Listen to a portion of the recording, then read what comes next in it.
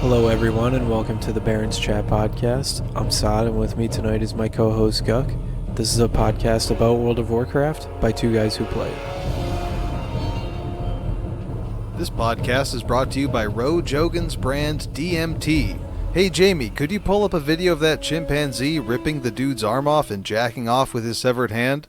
Nothing quite wraps up a day like taking a fat rip of some Ro Jogan's brand DMT. When reality has constrained you to a point of madness, you can always turn to DMT. And you can get yours 5% off by going to rojogan.com/DMT/newreality/Barrens Chat to receive 5% off. Oh, Guk, you and I are both pushing towards the high 40s, probably be in the 50s this week, potentially raiding at the end of next week if all works out. How's the week going? How's the grind? It's going all right.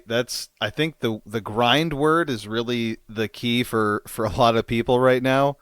I hit 44, was running Zul'Farrak just kind of over and over. Now I'm at 47, and I'm just feeling the grind kind of set in. I'm just kind of in an instance for too long all the time, and that's how it feels.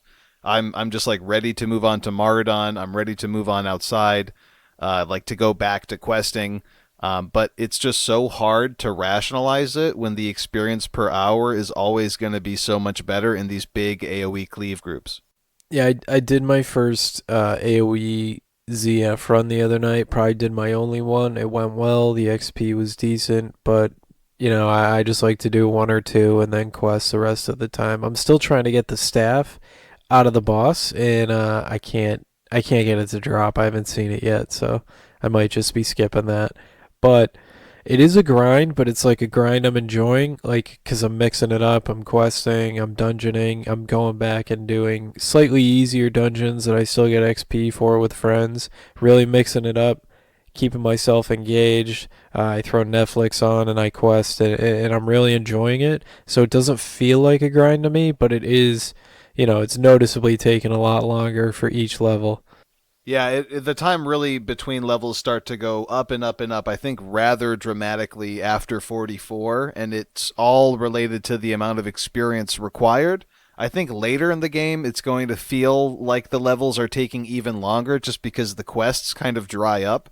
You'll have run the dungeon quests for the end game dungeons, and then you'll be in the high 50s, and there's nothing really left for you except for going back through these high-level instances, trying to get your pre-raid best-in-slot gear set up. And that, I am actually more looking forward to that, because as a grind, it's going to be so much more rewarding to get pre-raid best-in-slot, because it's just like, in Classic, there's a much more definitive way to tell that you're ready to raid, and it's that best-in-slot list. Every class has had a very fleshed-out list of what are the most important items in each gear slot for you pre-raid, and to be making progress towards that, I find to be really rewarding. Grinding now for leveling gear, it's like, it doesn't really mean that much because I know it's going to be replaced. The one good thing where these two roads kind of meet in Maraudon, the princess at the end, or the priestess, whatever it is, I forget what the final boss is. There's a ring and another item that I have to go through Atlas loot and check that will actually last until the late 50s. So they're like a pre-bis. So I'm excited to get that in the next instance, because Maraudon, you're going to go in at like probably 49. So me being level 47 with a lot of banked rested XP, I'm going to go in, get 49, and get into Maraudon as quickly as I can, kind of break out of the monotony of ZF, get into Maraudon, and hopefully maybe even return to questing. I'm not sure where I'm going to go. For late 40s, early 50s, what are some of the zones that you think about going to for quests, Saad, for late 40s, early 50s? So I was going to go to Ungoro, but I got talked out of that by Smoochies. And on top of that, I was going to... So now I'm in Feralis.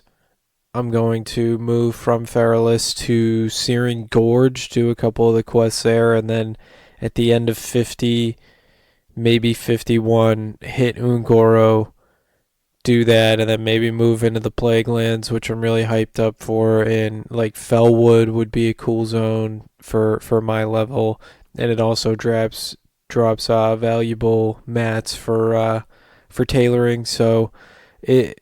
I think I'm gonna bounce around. That's kind of what I've been doing. I haven't really been sticking in one zone. You know, I do all my quests until they're orange or red in a zone, and then I move on to the next one. And it just makes it so too challenging, and I'm not like dying excessively in each zone, which could be a huge problem if I was going to a zone a little early. What about you? Where are you? I mean, I know you're gonna dungeon grind quite a bit, but are you excited for any of those zones at all? Yeah, I'm definitely excited for Ungoro Crater. Ungoro for me is like a better Stranglethorn Vale because on a um, new live server, the idea of people kind of showing up in a staggered fashion makes it like really kind of I find to be better PvP.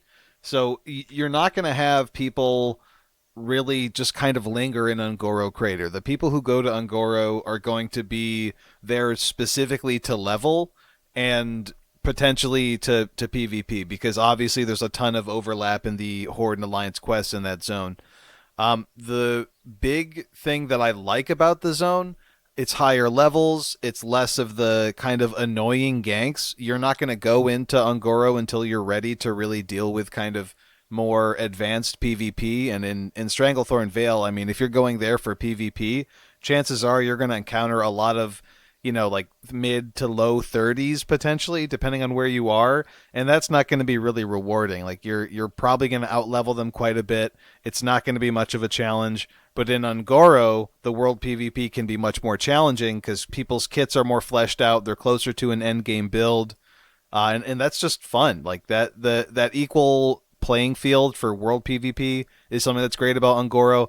I personally like just the zone itself, the fact that it's kind of a circular zone, and as a gatherer, you can just kind of do a lap while you're doing quests, and then you return to the north side where you turn in the quests and get the next phase. You can do another lap. You get another round of gathered herbs or mine, whatever you're doing. So I'm actually really excited for Ungoro Crater. That's one of my favorite end game zones. Yeah, and there are a handful of 60s. I think there's a couple guilds on the server that have gone into Molten Core already, so I'm assuming there's going to be a lot of Devil Sword farming groups. So, it's just something to be aware of while we're in there. So it could be like a potential layer hopping situation. That's right. The Devil Sore Mafia. I mean, we've already seen people try to hold up and take over regions of STV.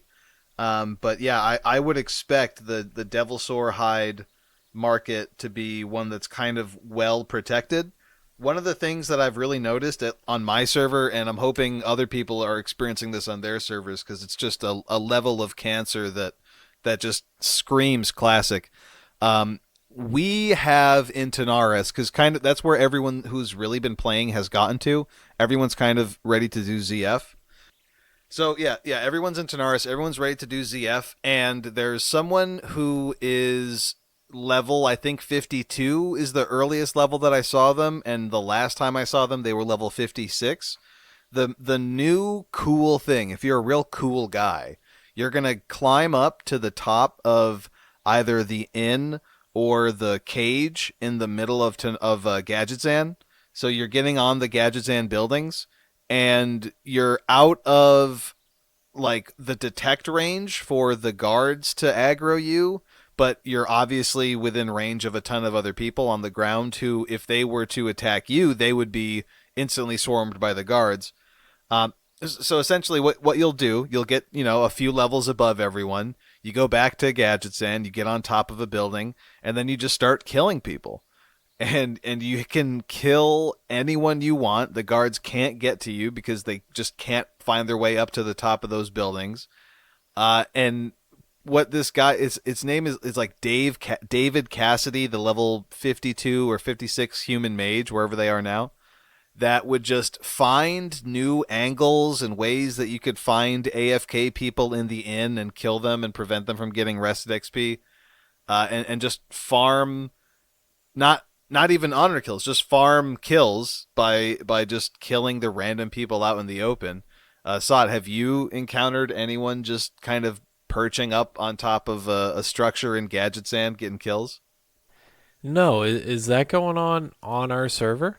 Yeah, yeah, dude. It happens. It happens regularly, but it's gotten to the point where, depending on who gets up there first, they will have a kind of a foothold. So, occasionally, I have seen a troll hunter make their way up there and then kind of do the same thing, just snipe people with aim shot as best as they can. And if a opposing mage or like whatever it is, they'll try to fight for control over the top of the buildings. But yeah, 100%. There's Horde and Alliance just straight body camping in the middle of Gadgetan. No, I've experienced like an excessive amount of bones on the ground in Gadget, and that was the only time it made me FPS lag so far in Classic. So I was like, oh, there must have just been a huge battle here, and maybe that's just what went down. It's not a huge battle. It's one person just farming AFK people trying to collect rest XP in the Gadgetan inn, or like leaving the inn and they're an easy prey. It's just all that is.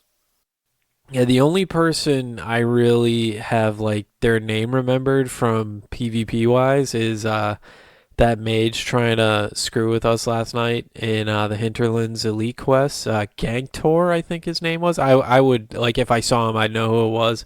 Yeah, it was Gangtor, a gnome mage. He didn't succeed, but he's definitely on my he's definitely dying every time I see him, or at least get a fight. I mean, he's 56, so he was a little higher than us, but it's just it was funny having him try to kill us and just failing last night. That was a lot of fun.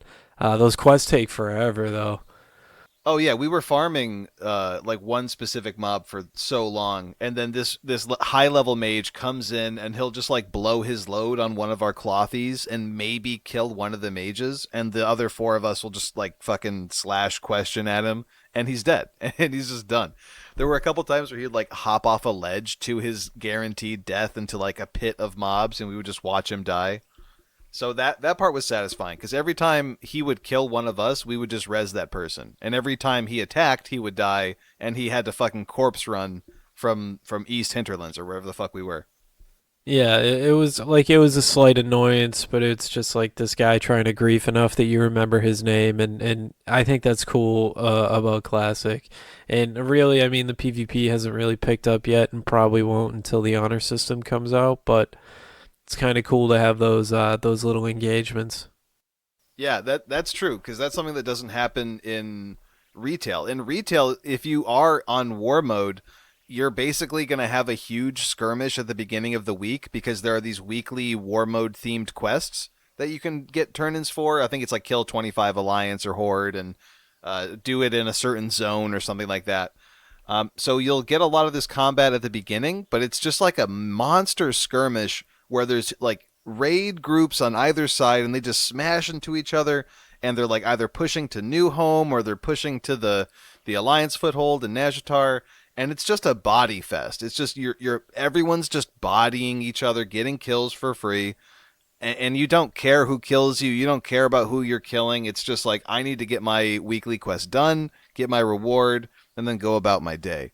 In Classic, any interaction that has any sort of meaning, like what me and Saw were just talking about, that is something that leaves a lasting social impact that is just never going to happen in retail. Yeah, and it's who knows? Maybe it'll come back in retail, right? I mean, BlizzCon's in like a month, so uh, we could see drastic changes in retail if Blizzard is, taking lessons learned from Classic and applying them to retail. I think if we're going to see any drastic changes, it'll be in the new expansion announcement that'll come out likely next month. How much stock are you putting into the Shadowlands legitimacy? Because basically, what I saw from this is it started as a Reddit post, which was a originally a 4chan post that was screenshotted, and I think this screenshot was filtered through Reddit, and now it's been filtered through enough Twitch streamers that there's video content about it, and then Bellular, who's kind of this like video conglomerate aggregator, collected all that information, and then he has now put out a few kind of speculation videos as to what the next expansion can be. But this all kind of comes from a few screenshots, a 4chan post, and a lot of speculation. So how much stock are you putting into the potential for Shadowlands? Um, I don't know. I mean, I've watched the videos. I think it's interesting and it seems cool. Like the story seems cool, but I think the story has always seemed cool in WoW. So we'll see what type of announcements they implement with the expansion, right? Like they have that release video that they do, and it's like, like with BFA, it was like, oh, climb to level 120, explore Kultiris and Zandalar. So I'm more interested to see what that is over what the story is. The story is always cool to me, so it is what it is. I think the lore, as far as it goes, I mean, it's not as interesting as like the Lich King or even Legion. I thought Legion was a pretty good story. Like right now, it's kind of dry, but I think they do a good job telling the story. So like as far as like if it's Shadowlands and Helya and Sylvanas, then cool. But that's not going to make me want to play or not play the game. It's not going to be the story. It's going to be the systems and the reward systems and the game design that's going to make me want to play it. Yeah, I'm actually going to be a little bit more concerned with the idea of a level squish. I think there's a lot of stock behind that being a part of the expansion, um, because it doesn't hold any major narrative part to the game. And we have seen those kind of customer service surveys where they asked people like, "Hey, if you knew that there was a level squish, would you be less likely or more likely to purchase a level 120 character boost or something like that?" So we've seen screenshots of that. I feel like the level squish is pretty for sure. What I want to see is what they plan on doing for a character progression sort of system. Like saw what you mentioned. I want to see the nuts and bolts. I want to see why I want to see the motivation as to why I want to play the game, right? Is it to get legendaries like we were getting in Legion? Is it to get Azerite gear what in BFA? Because that's a shitty motivation. Why would I want to do that? Is the motivation going to be to grind Azerite power to unlock like these subsequent tiers of skill that just don't impact me that much? I want to see some cool new systems as far as the story goes, because that's what a majority of the leaks are about. I mean, I feel like we know the stat squish is coming. We know there's a level squish. We're pretty sure about like the timetable that these things could happen. But as far as the content goes, we just unleashed an old god. We undid a whole bunch of Titan ethereal shackles deep under Najatar, and we've unleashed a old god. Like that's for sure.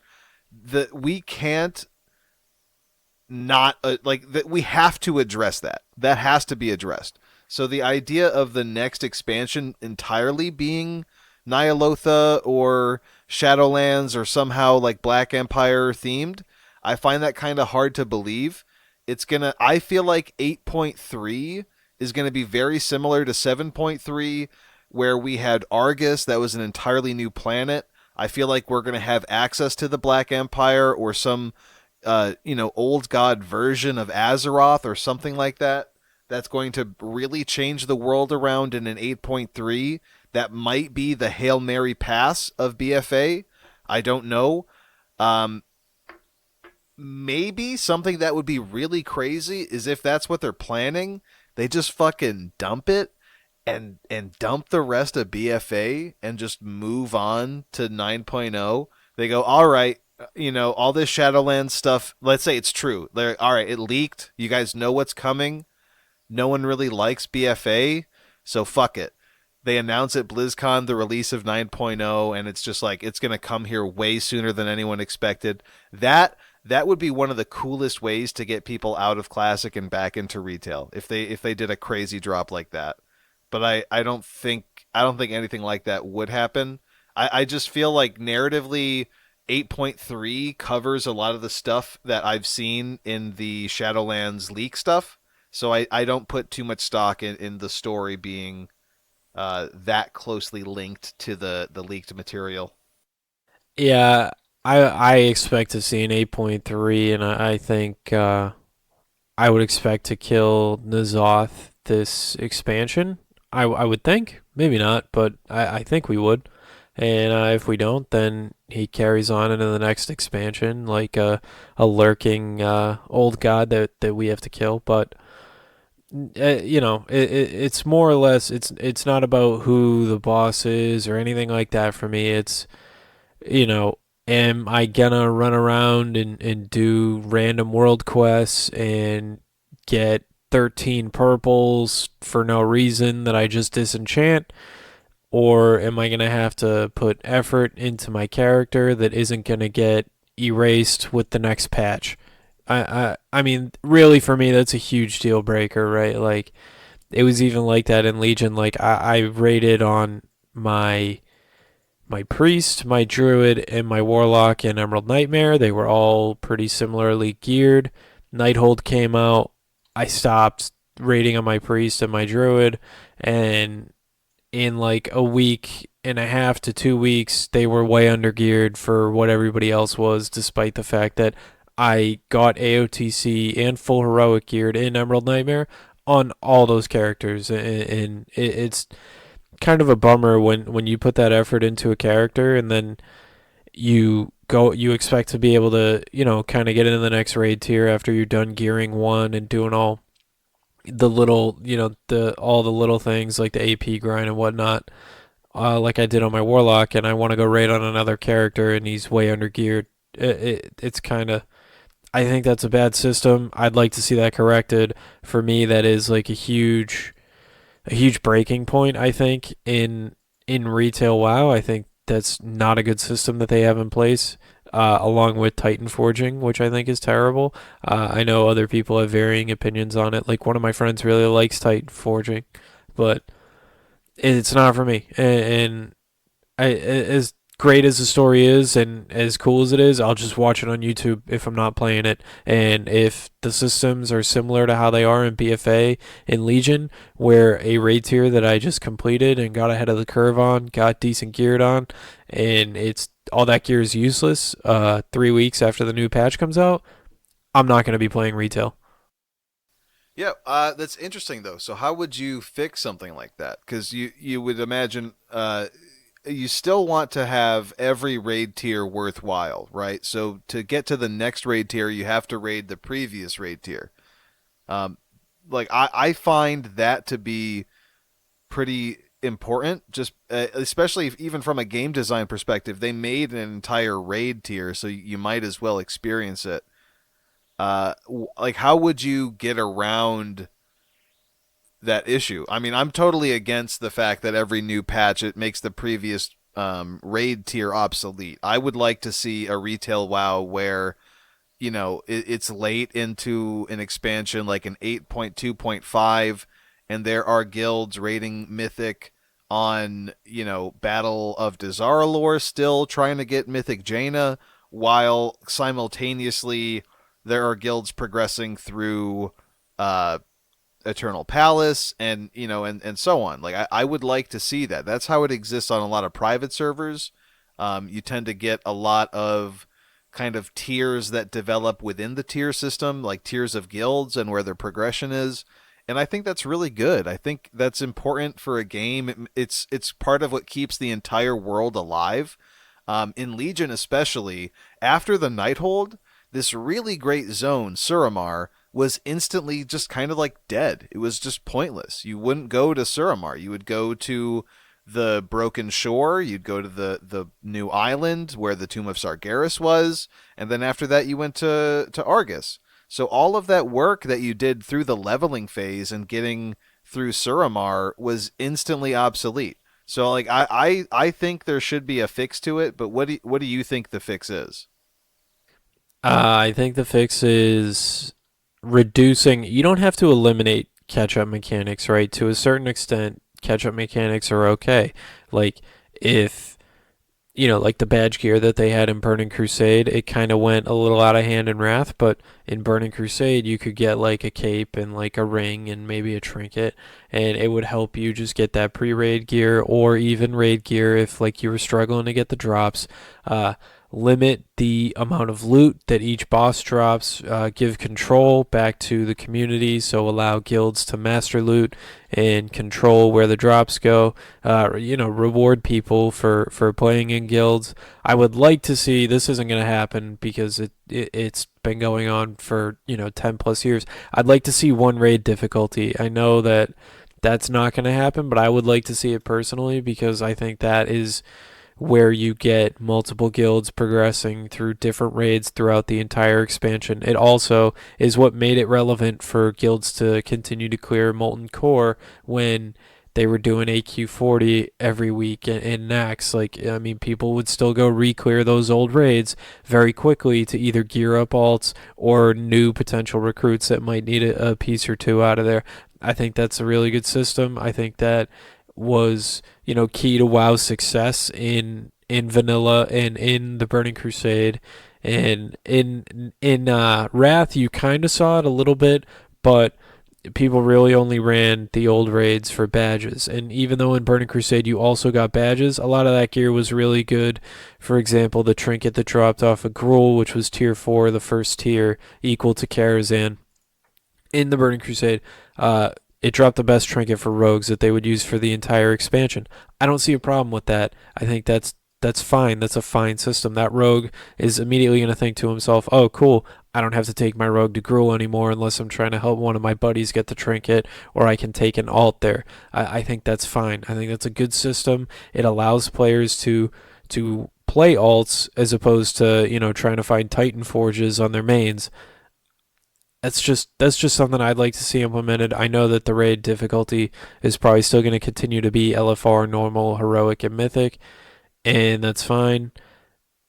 Maybe reward people for doing older mythic raids, like if you're doing mythic Uldir. I don't know, so something like that. I think keeping the old raid tiers in the current expansion alive is probably a good thing for Blizzard. What if after what if after a new raid tier comes out, they also increase the item level in a relative fashion for the relative difficulties? So LFR, it's left unchanged, but Mythic difficulty for the previous raid tier is increased up to 5 item levels below, or like 5 or 10 item levels below the Mythic raid tier. Something that makes it not as useless. And keep heroic to be just below normal, or I don't know how it would work, but like what do you think about that, increasing the item level of the gear from the previous tier to kind of stay slightly behind but not incredibly behind the new tier? Yeah, I don't know. I mean, maybe something like that could work. I think it's yeah, maybe. I don't know. I think item level is a bad system too, personally. Like, what is it? Like the rings, they all have the same stats, like the same amount of the secondary stats. Like, whereas in classic now, you might get a ring with 25 agility out of like I don't know where it would come from. Maybe out of BRD or something, and like that might be best in slot for a certain class up until BWL or something. I think stuff like that is cool. It makes it unique as opposed to seeing more or less the same items dropping all the time. I'm not a huge fan of the item level system either. But yeah, you're right. It would be a cool system. I'd be interested to see how they'd work it. I think it would be cool to have guilds doing multiple raids, and some guilds do go back and do the achievements or maybe farm the mythic mounts, and that's cool too. But those are few and far between, right? I mean, most people just want to log on and raid the current content, or as far as they can progress. Um, So there's a couple news things that happened that we haven't addressed yet. There were a few people banned for layering abuse. This was something that was brought to the attention of most people through a clip from Scarm Tank's stream, where he's in a group that's doing, I think, gadget. No, they're not doing it. What are they doing? They're doing Nomergan, and he drops his group, waits a little bit, he gets put into a new dungeon layer, and the boss that he just killed respawns. So at that point, he can then re-invite a whole bunch of people until he's in a party. Now he's in a layer with the boss. He's got a dungeon group. They kill the boss. It drops loot again. They go to the from that new layer back to the previous layer where the boss has respawned, or to a third layer from someone else, and they just continue to layer hop in front of the last boss. And what that does is, instead of bringing them to the beginning, it brings them to the point where they are standing. So they never have to re-clear trash. They get to just over and over again farm bosses. Now, as someone who's used to re-clearing the trash as a means of experience, this may confuse you, but what they're doing is they're trying to farm for their drops. They're farming their pre-raid best in slot. They're getting gold. Some of these people had thousands of gold, like thousands, tens of thousands, even some of them. Guilds that had amassed 100+ thousand gold.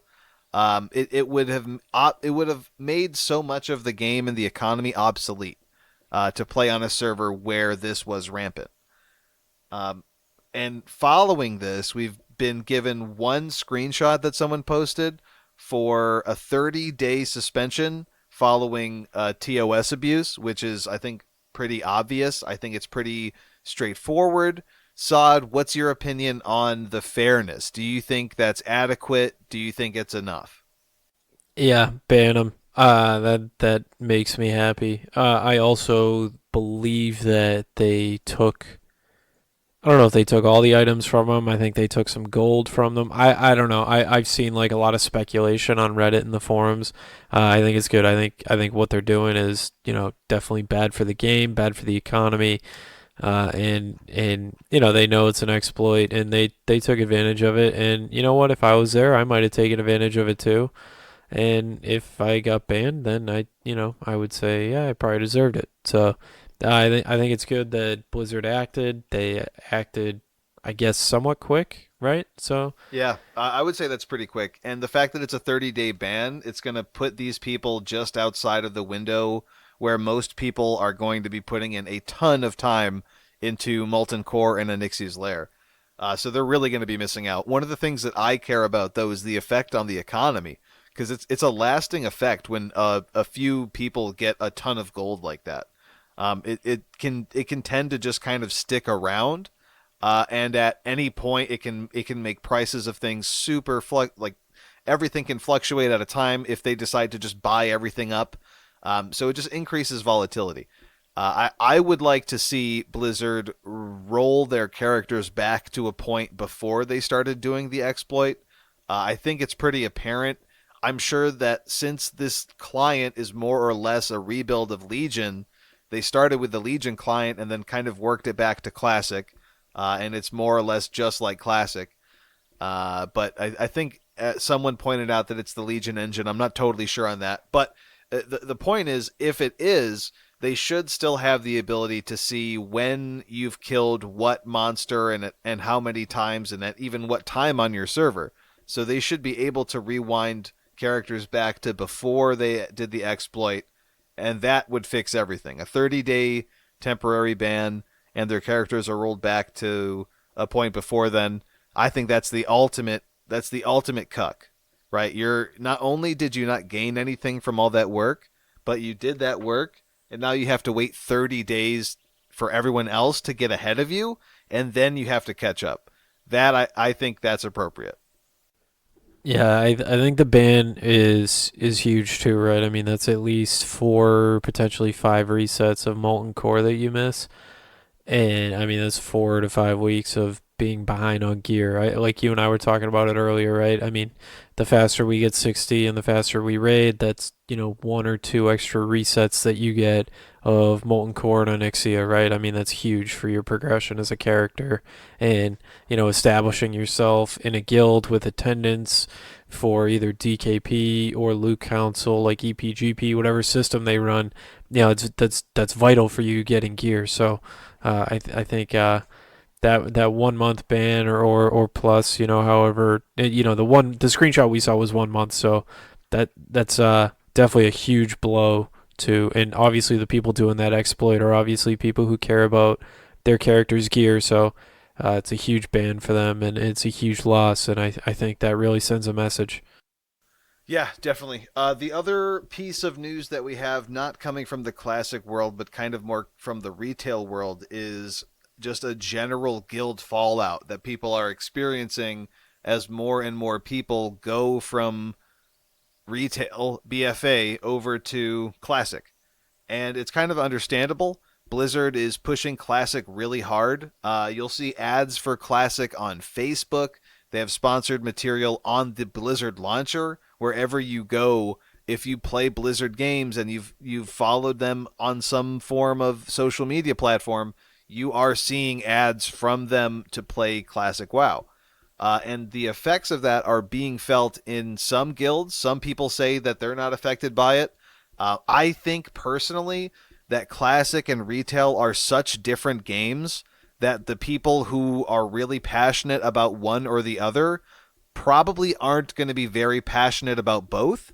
So in guilds where people have always had a consistent attendance and they weren't really drawn in by Classic's nostalgia, um, I don't anticipate them to have any problems, and they'll just continue on keeping on.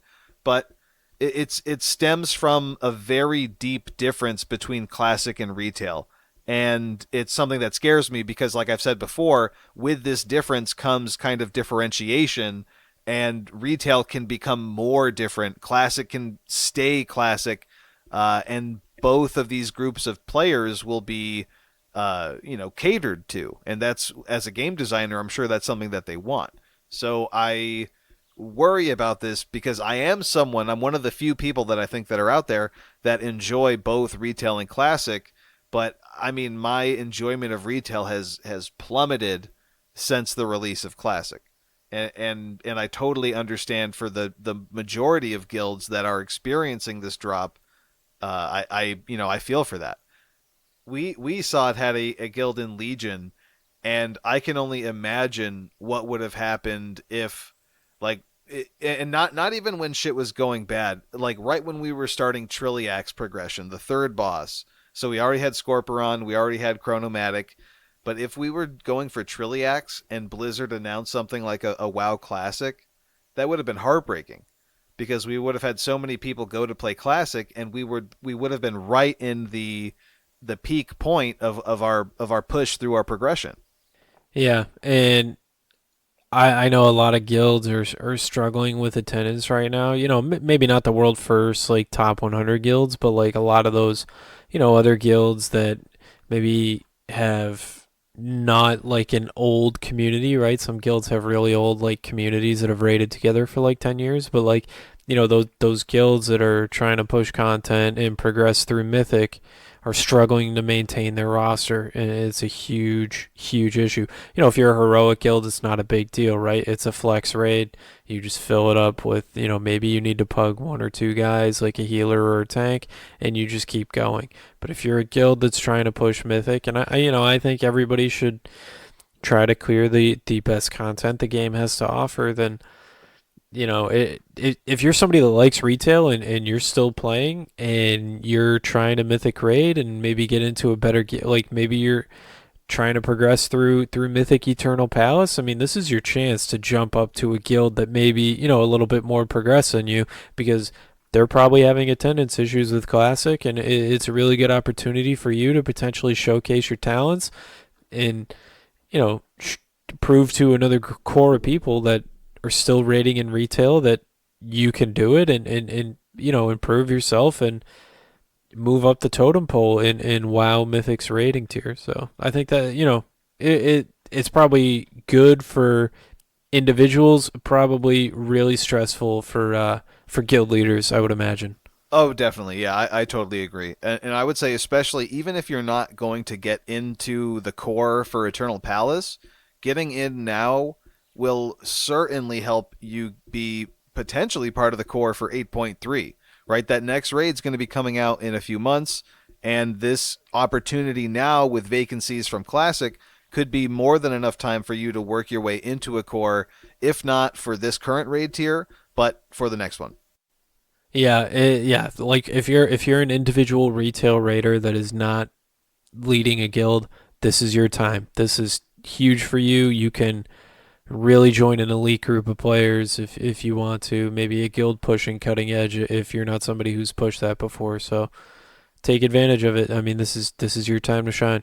If you're a guild master, raid leader, someone like that, what advice would you give a retail guild officer trying to make the just to make the 20 people you need to raid mythic? Um, don't be afraid to recruit people who maybe are slightly undergeared, don't have the mythic experience in BFA. Take a flyer on people if you need to and see how they are. I mean, right? You could find a good community member, you could find a talented guy that maybe just isn't geared or maybe just hasn't had the opportunity. I mean, those people exist. When you and I were leading a guild, we found a couple like Chao Bao was this relatively unknown guy that was a really undergeared warrior who put a lot of effort into his character when he got a shot to raid, and he pretty much orange parsed on every fight, and he always did mechanics. He would even go the extra mile on mechanics that he didn't have to do if other people weren't doing them. So I mean, that's a guy that we recruited because he was friends with a tank that we weren't even going to look at, and there he was, and he was one of our best raiders. And you can always find that. So don't be afraid to, no, I don't know if recruit down is the word, but don't be afraid to maybe gear somebody up and see if they can prove to you that they deserve a spot in your core. Yeah, I think that's a great way of putting it. Don't be afraid to gear someone up. Yeah, you're gonna need to do that eventually, especially if your goal is to raid Mythic, and that's like a bare minimum.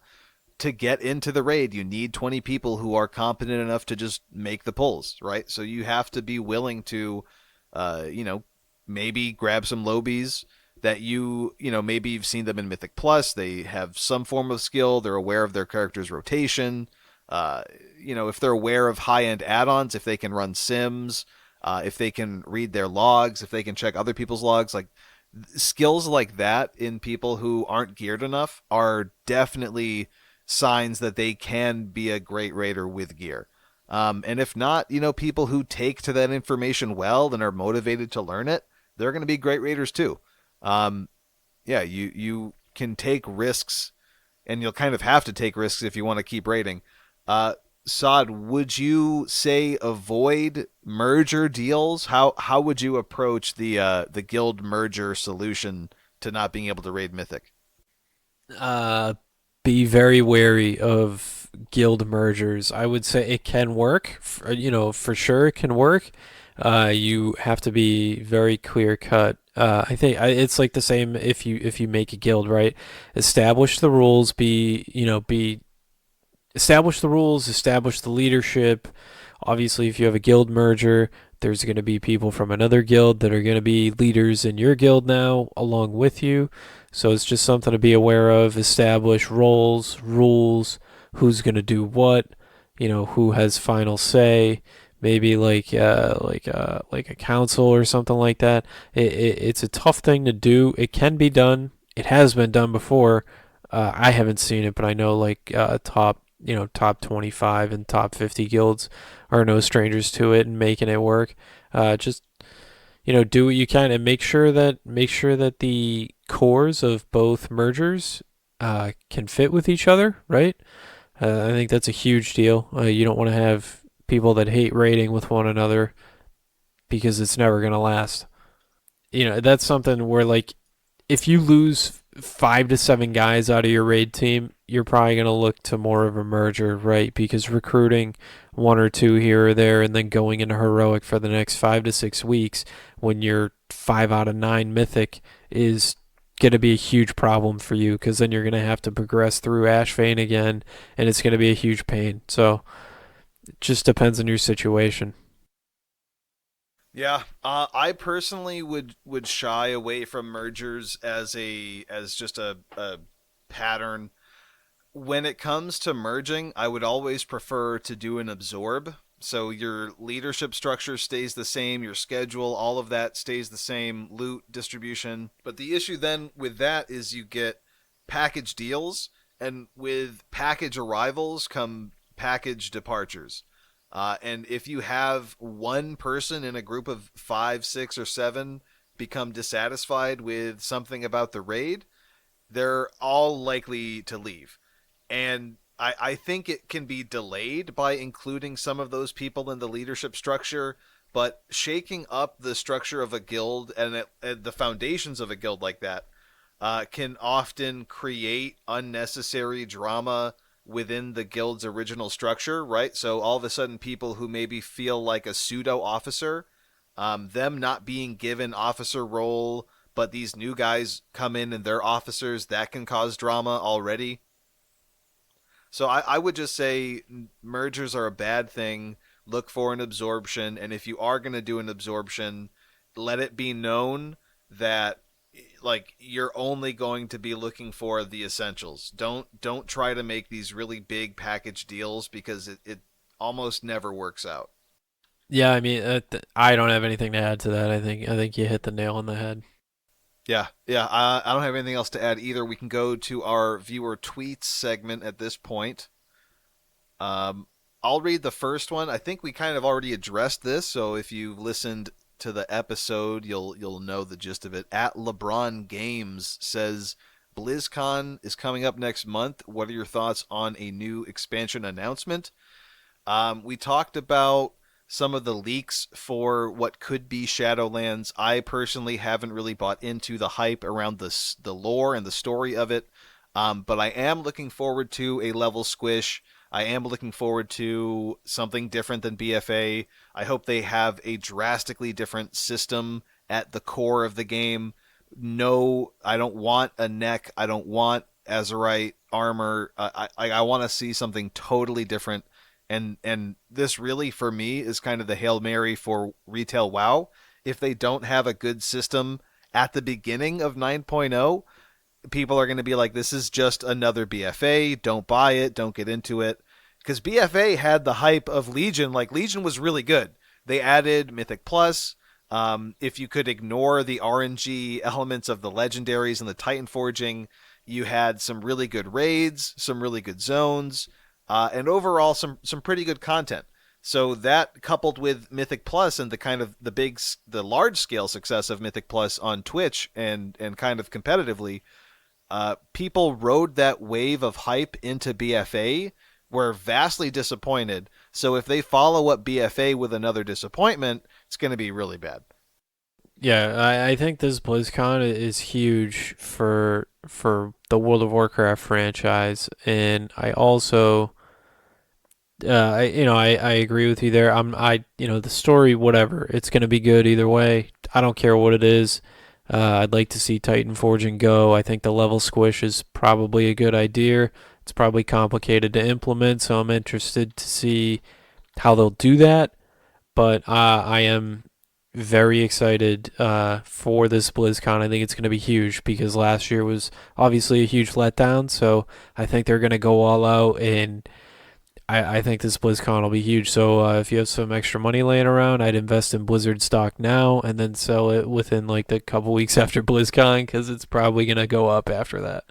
Yeah, that's the thing. We have to see how much Activision had to influence this current, round of content. There's going to be a lot of stuff coming out of BlizzCon. I'm actually still excited to see the other Blizzard IPs be successful. Like, I'm excited to see what an Overwatch 2 could be or what Diablo 4 might be. And I'm into all that stuff, so I'm excited for BlizzCon.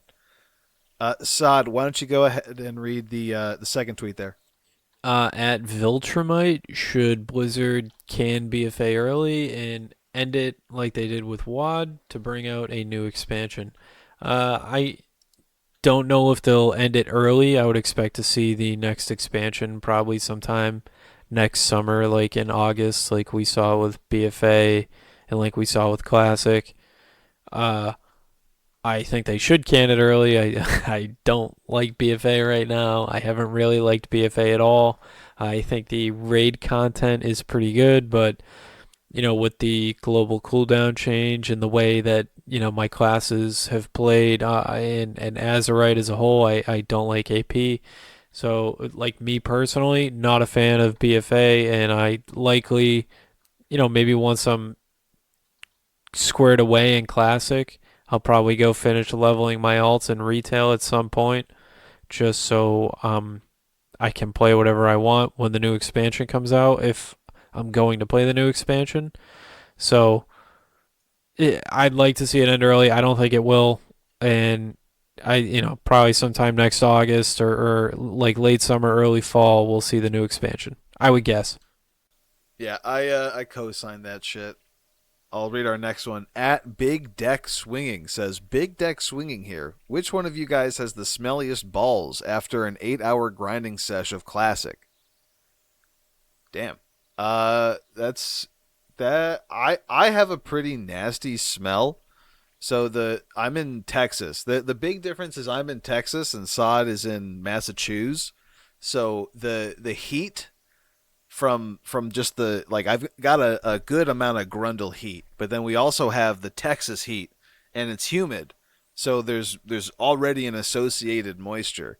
So I would say I make more of like a wet like a mozzarella for like a ball cheese, you know? And I think Saad, you might be more of like a parmesan, like a dry cave cheese. What do you think?